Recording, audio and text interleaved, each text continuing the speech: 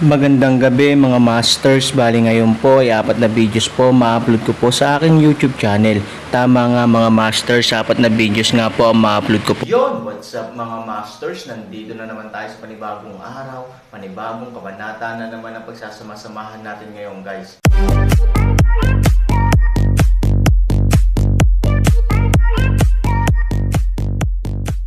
Bali mga masters, kung bago ka pa lang po sa aking YouTube channel, please click the subscribe button, lalong-lalo na po yung notification bell guys, para maging connected pa rin tayo sa isa't isa at maging updated kayo sa mga susunod ko pang video.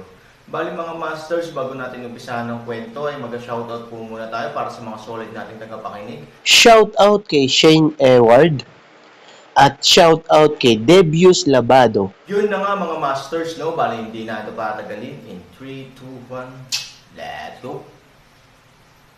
Mga master, magbabalik tayo sa pag-upload ng 4 na videos everyday simula ngayon araw.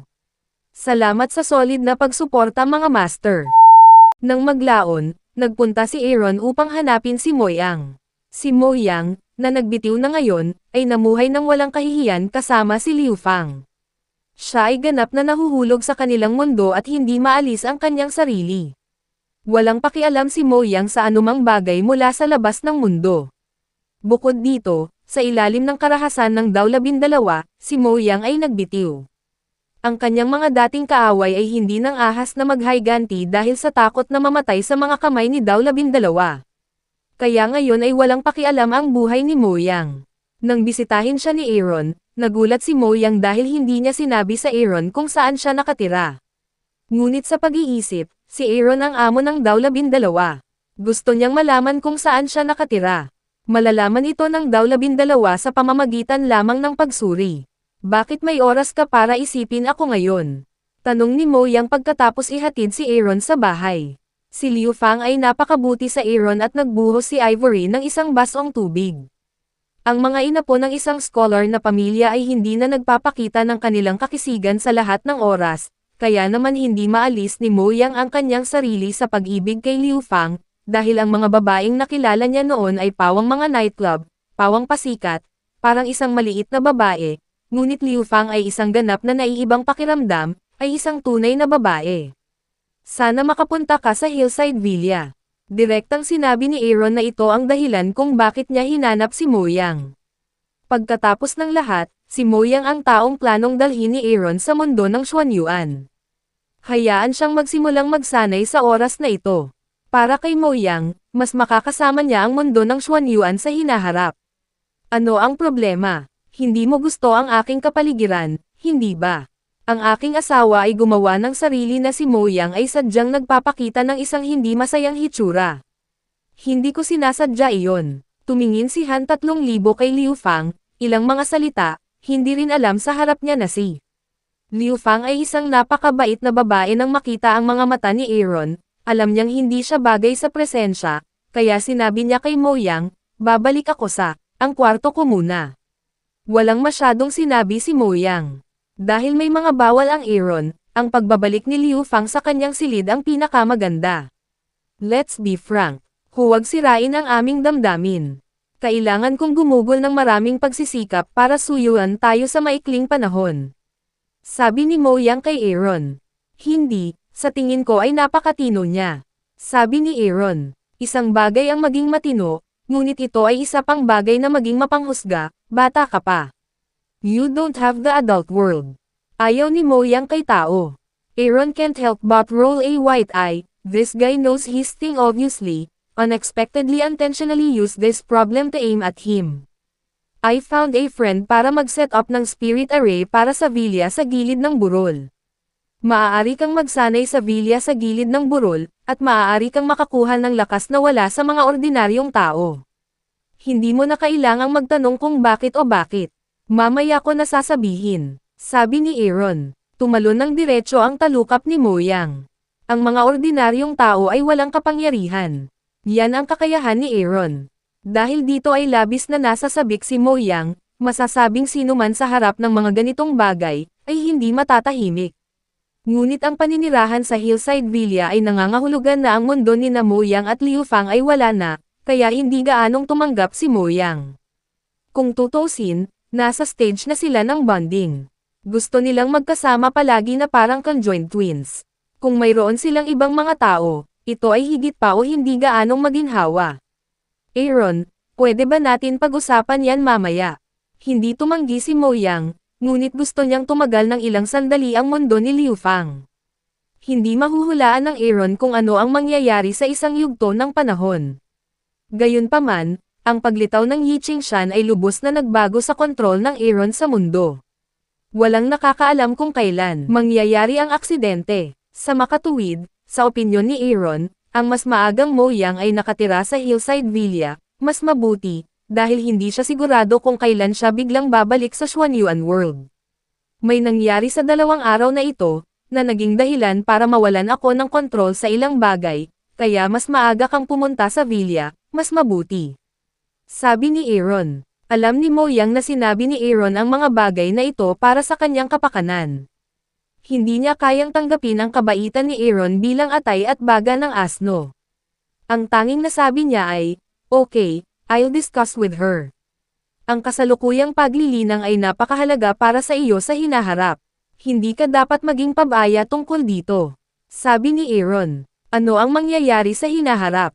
Hindi talaga mapigilan ni Mo Yang ang kanyang curiosity. Saglit na nag-alinlangan si Han Sanchen at sinabing, sa universo na ito, may iba pang mundo. Sa hinaharap, pupunta ako sa isa pang lugar na tinatawag na Xuanyuan World. Kung mayroon kang sapat na kakayahan, isasama kita. Ang mga salitang ito ay nagbigay daan kay Mo Yang na tumayo sa kinatatayuan. Bagaman tinanggap niya ang nangyari sa Aaron. Ngunit isa pang mundo ng pananaw na ito, o hayaan si Mo Yang na medyo hindi kapanipaniwala. Bagamat sinasabing bukod sa lupa, mayroon ding mga dayuhang sibilisasyon sa Sansinukob, ang bagay na ito ay isang alamat lamang at hindi pa nakumpirma sa anumang paraan.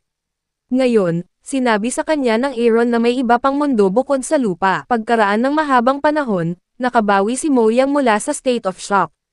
3,000, mundo ng Xuanyuan, anong uri ng mundo ito?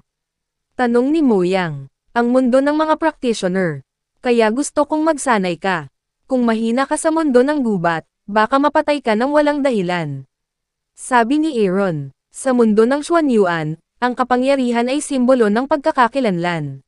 Sa pamamagitan lamang ng kapangyarihan mapoprotektahan natin ang ating mga sarili sa pinakamalawak na lawak. Mataimtim na tumango si Mo Yang at sinabing, maaari ko bang sabihin kay Liu Fang ang mga bagay na ito? Bahala ka. Walang magawang sabi ni Aaron, dating playboy, ngayon ay sobrang tapat na niya sa isang babae, at hindi niya alam kung anong klaseng magic ang mayroon si Liu Fang para magbago si Mo Yang ng ganito. Sige, pupunta kami sa iyo pagkatapos nating pag-usapan ito. Sabi ni Mo Yang, huwag mo akong hanapin. Aalis ako saglit sa Cloud City.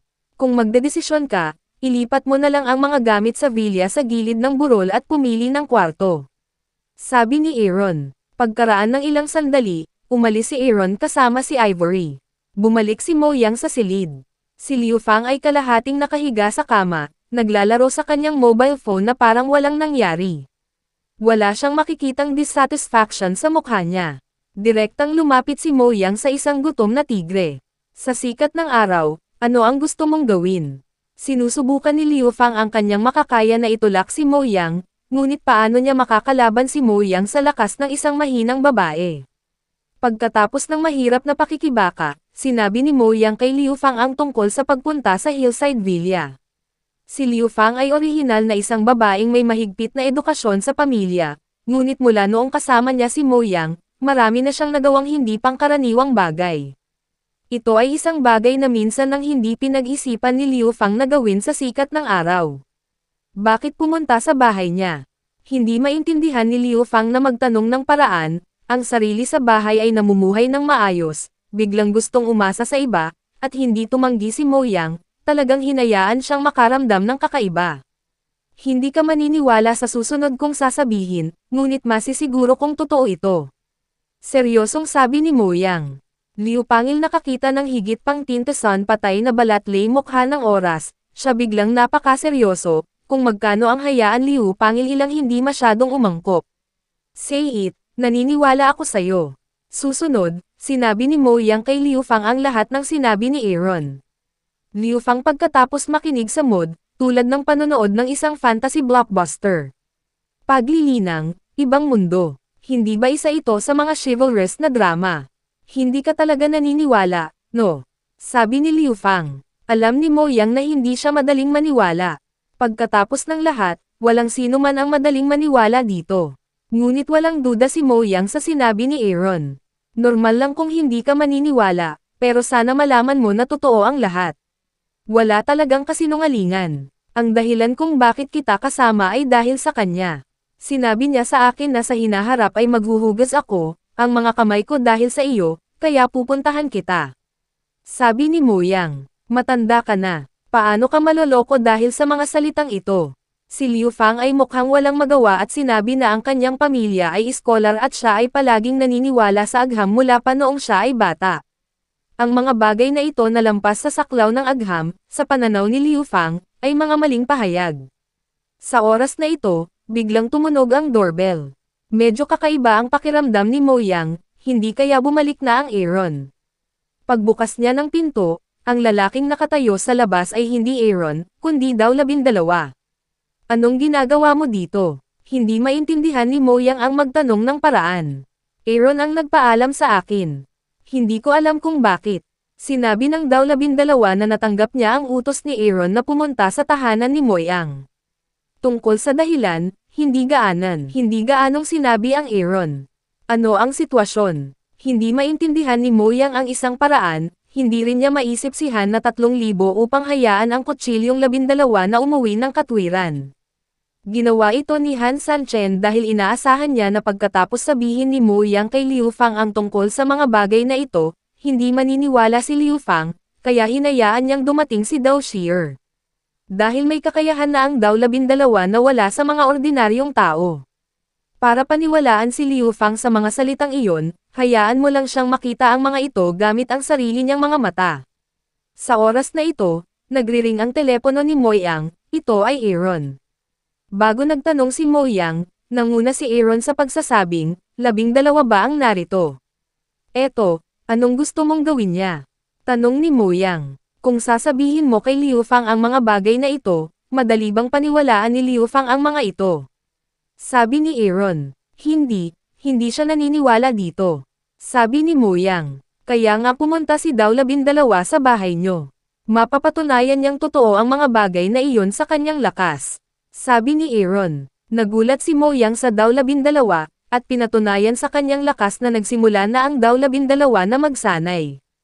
3,000, you are so unkind. No wonder he is so powerful. Nagsimula na siyang mag-practice. Para maiwasan ang patuloy na pagmamaktol ni Mo Yang, direktang ibinaba ni Aaron ang telepono. Galit na ibinaba ni Mo Yang ang kanyang cellphone at sinabi sa Dao 12, sige, ipakita mo sa aking asawa ang iyong kakayahan at hayaan siyang maniwala na may ganoong kasabihan tungkol sa paglilinang sa mundo. Yun na nga mga masters, no? Bali panibagong kabanata na naman yung natapos natin ngayong gabi. Muli, maraming salamat po.